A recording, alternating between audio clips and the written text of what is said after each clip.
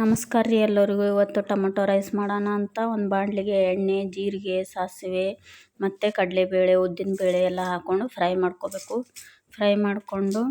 ಸ್ವಲ್ಪ ಫ್ರೈ ಮಾಡ್ಕೋಬೇಕು. ಆಮೇಲೆ ಈರುಳ್ಳಿ ಹಾಕ್ತಾಯಿದ್ದೀನಿ. ಈರುಳ್ಳಿ ಹಾಕಿಬಿಟ್ಟು ಬೆಳ್ಳುಳ್ಳಿ ಹಾಕ್ಕೋತೀನಿ. ಜಜ್ಜಿರುವ ಬೆಳ್ಳುಳ್ಳಿ ಮತ್ತು ಒಂದೆರಡು ಮೆಣಸಿನ್ಕಾಯಿ ಹಾಕ್ತೀನಿ, ಹಸಿ ಮೆಣಸಿನ್ಕಾಯಿ. ಅದನ್ನು ಎಲ್ಲ ಹಾಕ್ಕೊಂಡು ಫ್ರೈ ಮಾಡ್ಕೋಬೇಕು. ಕರಿಬೇವು ಮತ್ತು 2 ಕಟ್ ಮಾಡಿಕ್ಕಿರೋ ಟೊಮೊಟೊ ಸೇರಿಸ್ತಾಯಿದ್ದೀನಿ. ಟೊಮೊಟೊನು ಹಾಕಿಬಿಟ್ಟು ಫ್ರೈ ಮಾಡ್ಕೋಬೇಕು.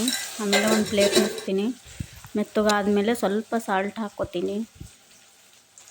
ಸಾಲ್ಟ್ ಹಾಕ್ಕೊಂಡು ಅದಕ್ಕೆ ಚಿಲ್ಲಿ ಪೌಡ್ರ್ 1 ಸ್ಪೂನು, ಅರಿಶಿಣ ಪುಡಿ ಮತ್ತು ಧನಿಯಾ ಪೌಡರ್ ಅರ್ಧ ಸ್ಪೂನ್ ಗರಂ ಮಸಾಲ ಎಲ್ಲ ಹಾಕ್ಕೊಂಡು ಸ್ವಲ್ಪ ಫ್ರೈ ಮಾಡ್ಕೋಬೇಕು. ಫ್ರೈ ಮಾಡಿಕೊಂಡು ಮೆತ್ತಗಾಗುವವರೆಗೂ ಫ್ರೈ ಮಾಡ್ಕೋಬೇಕು.